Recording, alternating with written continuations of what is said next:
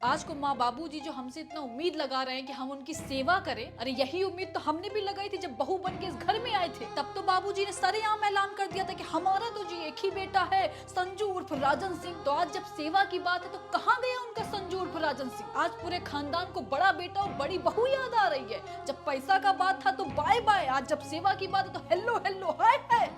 दीदी ऐसा बोल भी कैसे सकती हैं? इतने साल से माँ पापा तो हमारे साथ है ना, उनको कभी भी कोई भी जरूरत हुई है हमेशा हम खड़े हुए हैं, क्योंकि दीदी को तो फुर्सत ही नहीं थी बिट्टू से और अपने हस्बैंड से। और आज जब उनको कुछ करने को कह दिया तो कैसे जहर उगल रही हैं? अरे माँ पापा क्या हमारे ही हैं, उनके नहीं है? अब वो बताएगी हमको कि रिश्तेदारी क्या होती है। अरे वो हम ही हैं जिसने इस घर को मंदिर बनाया है। हम जिस दिन इस घर में आए थे दृढ़ निश्चय करके आए थे कि मुझे माफ करना, ओम साई राम, तुझसे पहले लूंगी मम्मी जी और बाबूजी का नाम। लेकिन जब मैंने देखा कि दुश्मन न करे दोस्त ने वो काम किया है, उम्र भर का गम हमें इनाम दिया है, तब मैं समझ गई कि ये दुनिया, ये महफिल मेरे काम की नहीं। लाइफ क्या सिर्फ दीदी की है? मेरी कोई लाइफ नहीं है? अरे मेरे भी तो अरमान थे कि शादी के बाद ये होगा वो होगा। शादी के पहले तो दीदी बहुत बोलती थी कि हम दोनों ना बहनें बनकर रहेंगे। मुझे क्या पता था कि वो सौतेली बहन बन के रहने की बात कर रही है। अरे हमने तो उसको अपनी बहन बनाया था, लेकिन वो औरत मेरी सास बनने लगी। बात बात पे अरे दीदी मुझे ना दाल बनानी नहीं आती, आप जरा दाल बना देंगी क्या? यू दीदी मैं पोछा नहीं लगाऊंगी, मुझे इसको देखकर वॉमिटिंग होती है, आप जरा पोछा लगा देंगी क्या?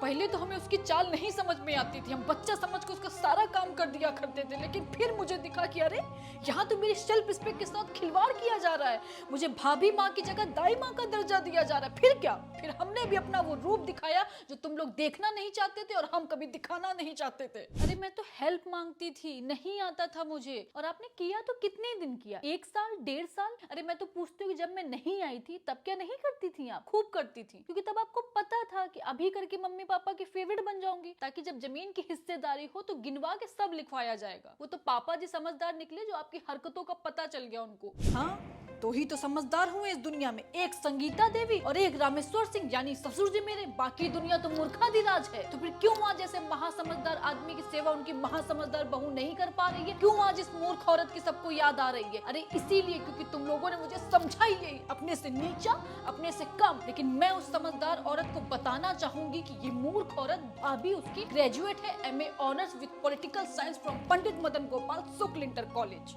हाँ पढ़ी होंगी पॉलिटिक्स, बिल्कुल पढ़ी होंगी, तभी तो वही पॉलिटिक्स कर रही हैं। अरे इतना ही समझ जाती वो कि राजनीति ना पब्लिक में होती है, घर में नहीं होती। घर में राज करने के लिए दिलों को जीतना पड़ता है। अरे खूब राज करो तुम संगीता देवी, खूब जीतो दिल और किडनी, हमको किसी का दिल और गुर्दा नहीं जीतना है। अरे दिल जीतते जीतते तो हमारी उम्र निकल गई इस घर में, सारे शौक पानी हो गए। लेकिन बस अब और नहीं, अब मैं नहीं सह पाऊंगी। बोल दीजिए जाकर माँ बाबूजी को कि यदि उनको मेरी जरूरत है तो उनको साबित करना होगा कि उन्होंने मुझे अपनी बहू माना है और मेरे हस्बैंड को अपना बेटा। हाँ अब आइए ना ये औरत अपने असली रूप में। अरे जब इतना ही गिर गई हैं आप दीदी तो खुल के बोल दीजिए ना कि पापा जी से सिर्फ जमीन चाहिए आपको। हाँ चाहती हूँ जमीन, और ये सिर्फ जमीन नहीं है, हरजाना है, जो बाबूजी इसलिए भी भरे क्योंकि उन्होंने कभी मुझे अपनी बहू नहीं एक्सेप्ट किया। तो ठीक है, अगर उनको जमीन चाहिए तो 4 साल से जो मैंने पापा जी की सेवा की है तो मुझे भी उनकी पेंशन चाहिए। पूछ लीजिए उनसे, मंजूर है उनको? बस यही तो बुलवाना चाहती थी मैं संगीता देवी। देख ले सब इसका रूप दुनिया वालों, देख लो गोरे गोरे मुखड़े पे काले काले चश्मे का असली रंग। अरे हमको नहीं चाहिए कोई जमीन जायदाद, हम तो तुम्हारा असली चेहरा सबके सामने लेकर आना चाहते थे। आज माँ बाबूजी की भी आंखें खुल गई होंगी कि जिसको इतना प्यार दिया आज उसने कैसे डंक मार के पूरे खानदान को डस लिया चुटकी में। अरे तो आप बोल देते ना उनको कि चेहरा तो संगीता का बहुत अच्छा है भाभी, इसीलिए तो शादी की है उससे, और वो ये भी जान ले कि मेरे विचार भी उतने ही अच्छे हैं। अब मैं उनके हाथ जोड़ती हूँ, मुझसे गलती हो गई जो मैंने उनसे ये उम्मीद कर ली कि वो मेरी दिक्कत समझकर माँ पापा को कुछ दिन संभाल लेंगी, लेकिन मैं गलत थी। अब मुझे समझ में आ गया है कि रंभा देवी उस लायक है ही नहीं, सच बोलूं तो नालायक है वो। इतना जो आप मेरे आगे लबर लबर कर रहे हैं, जब वो औरत बोल रही थी तब आपकी जुबान नहीं फूटी? अरे बोलते ना उसको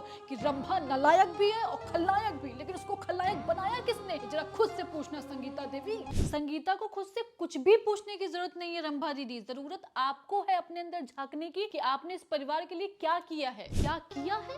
अरे ये पूछो कि क्या नहीं किया है। जब आए थे तो बहू बन के आए थे, हाथ की मेहंदी भी नहीं छूटी थी कि खुद को इस घर के आओ भगत में सौंप दिया था, लेकिन बदले में हमको क्या मिला? सिर्फ बेइज्जती और अपमान।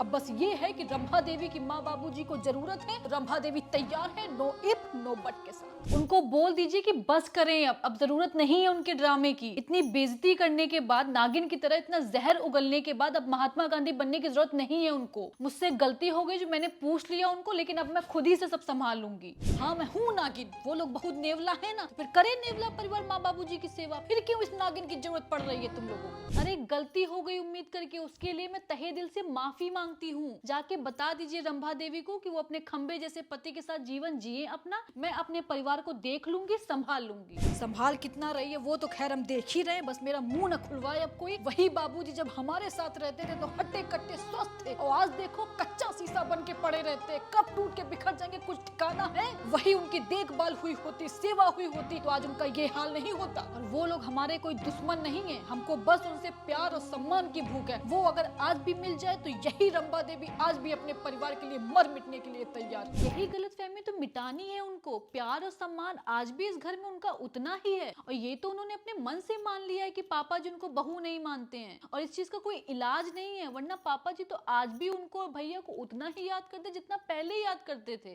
याद करते हैं? कौन किसको कितना याद करता है ना, वो हमसे बेहतर कोई नहीं जानता होगा। अगर इस खानदान ने मेरे लिए इतना ही कुछ किया होता ना, हमको माना होता, तो आज ये दूरियां नहीं आती। लेकिन आप उनको कह दीजिएगा, क्योंकि आज बाबूजी ऐसी स्थिति में है कि उनको सेवा की जरूरत है, तो मैं ये भी करने के लिए तैयार हूँ बिना किसी उम्मीद के साथ। और साथ में ये भी कह दीजिएगा कि संगीता से भी हमको कोई बैर नहीं है। अरे हम तो आज भी उसको अपनी बहन मानते हैं। उसकी बीएड की परीक्षा है, वो जाए दे, माँ बाबूजी को हम संभाल लेंगे, और परीक्षा खत्म होने के बाद दोनों बच्चों को लेकर घर आए। मेरा भी मन करता है मिलने का, खिलाया है गोद में हमने दोनों को। Hello guys, hello. मैंने वीडियो डाल दिया है पूरे 3 महीने बाद, और क्या बोलते हैं कि और 3 महीने में बहुत चेंजेस आए। मतलब मैंने 2 घर चेंज कर लिए। जितना तेज़ी मैं घर चेंज करने में दिखाती हूँ, अगर उतना तेज़ी मैंने वीडियो डालने में दिखाई होती यूट्यूब के खासकर, तो कुछ से कुछ हो सकता था। लेकिन खैर, और फाइनली मैंने कंटेंट डाल दिया।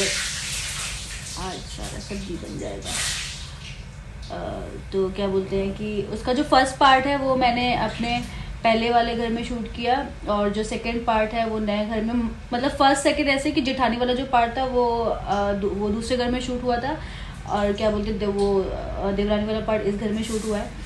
तो आप लोग बताओ, क्योंकि काफ़ी कॉमन टॉपिक है, तो मैंने सोचा कि इस पर तो कंटेंट बनना चाहिए, कुछ अच्छा दिखेगा, कुछ आप लोगों को ऐसा मिर्च मसाले वाला कंटेंट आप लोगों को मिलेगा। तो मैंने इसमें कूट के एकदम वो डाल दिया है। तो आप देखो जाके, आपको अच्छा लगेगा फॉर श्योर। आप लाइक करिए, शेयर करिए, सब्सक्राइब करिए, कमेंट करना बिल्कुल मत भूलिएगा। Thank you.